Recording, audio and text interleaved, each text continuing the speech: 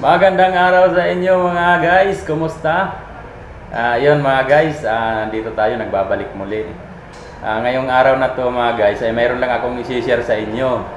Siguradong may matututunan kayo dito, lalong-lalo na doon sa mga baguhan na papasok as a security guard.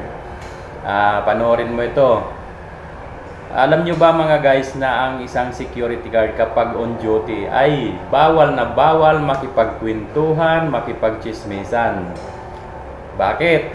Kasi kung susundin natin yung batas sa 11 General Orders, ano bang ibig sabihin ng General Orders?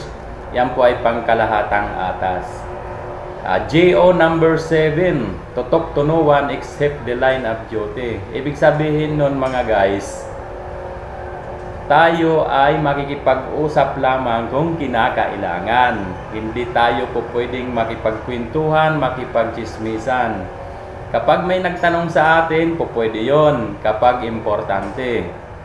Pero kapag on duty ka na nakikipagkwentuhan at nakikipagchismisan ka, ay bawal po yun. Bakit? Kasi nandyan na yung magkakaroon tayo ng lapses. Maaari tayong masalisihan, hindi tayo nakapokus sa ating trabaho kasi abalang-abala tayo sa pakikipagkwentuhan. Tama ho ba? So, kaya iniiwasan yon. Kaya nga tayo may GO number 7, tutok to no one except the line of duty, para maiwasan na magkaroon ng kapabayaan. So, doon sa mga baguhan, malaking bagay para sa inyo ito. Parang sa seminar, ano din sa inyo ito ay tuturo din sa inyo yan. So, tandaan nyo, GO number 7, tutok no one except the line of duty. Makipag-usap lamang tayo kung kinakailangan.